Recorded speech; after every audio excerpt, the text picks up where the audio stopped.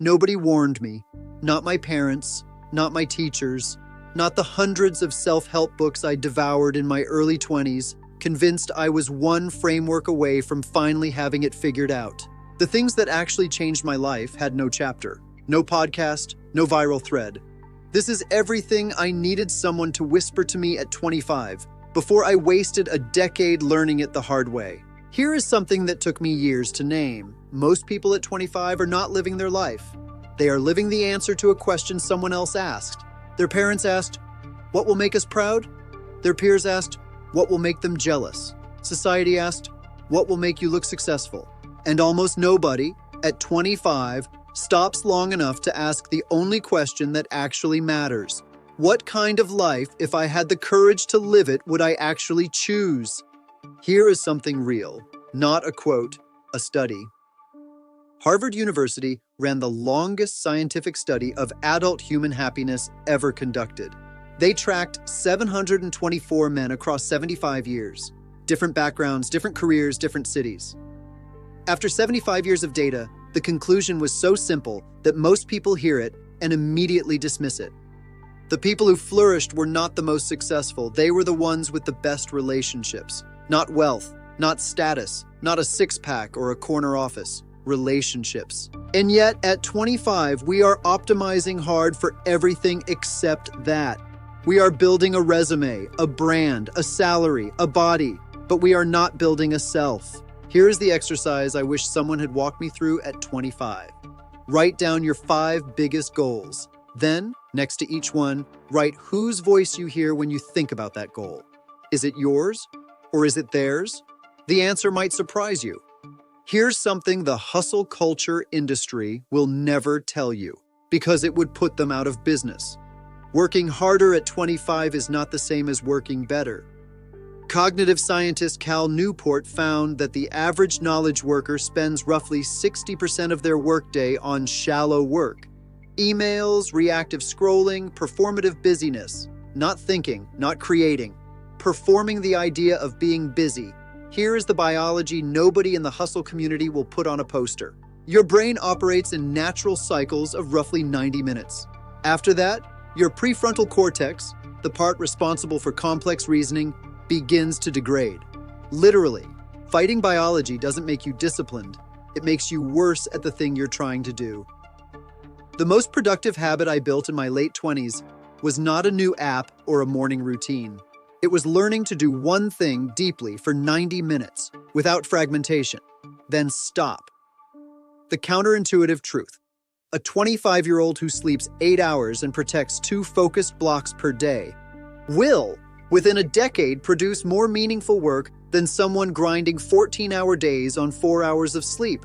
We have turned exhaustion into a badge of commitment. It is not commitment, it is just exhaustion. I'm not going to tell you to stop buying coffee. That's not where your wealth is lost. But I am going to show you a piece of mathematics that should be taught in every school on earth and almost never is. And it only works if you start before 30. Person A invests $200 a month starting at 25. They do it for exactly 10 years, then stop completely, not another dollar. Person B waits until 35. Then they invest $200 every single month for 30 years straight, all the way to retirement. Who has more money at 65? Person A, by a wide margin. Because compound interest does not reward effort. It rewards time. That is not a trick. That is mathematics. But here is the wealth enemy that nobody talks about. Lifestyle inflation. Lifestyle inflation is the quiet, socially approved habit of spending more as you earn more. A nicer apartment, a better car, fancier restaurants, until your expenses have grown perfectly to match your income, and you are no further ahead than before the raise. At 25, you are more vulnerable to lifestyle inflation than at any other point in your life, because for the first time, you have money, and advertising has spent your entire lifetime preparing you to spend it.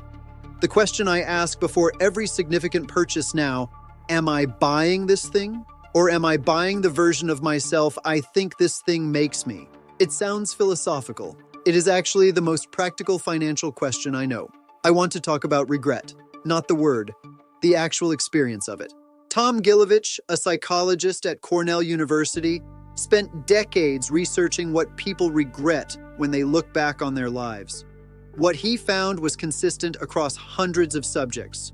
In the short term, we regret our actions, the thing we said, the risk we took, the relationship we rushed into. But in the long run, people overwhelmingly regret their inactions. The business they didn't start, the person they didn't pursue, the version of their life they never attempted. Not the things they tried, the things they talked themselves out of trying. There is a voice in your head, and if you're 25, I know you can hear it, that says not yet. You're not ready. The timing isn't right. Wait until you have more experience, more money, more certainty. That voice does not go quiet as you get older. It gets louder. Because every year you wait, staying put feels safer, and changing feels costlier. A comfortable life at 25 can quietly become a trapped life at 45. Not because anything terrible happened, because nothing did. A failed attempt costs you months.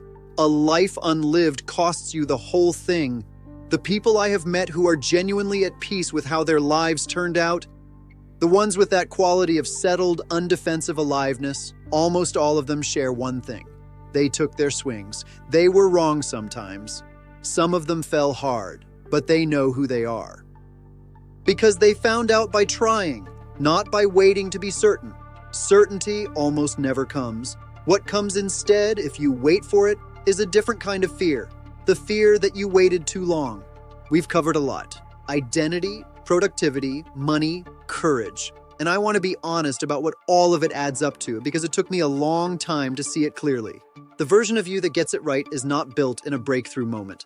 It is built in the small, boring, daily choices that nobody sees and nobody applauds.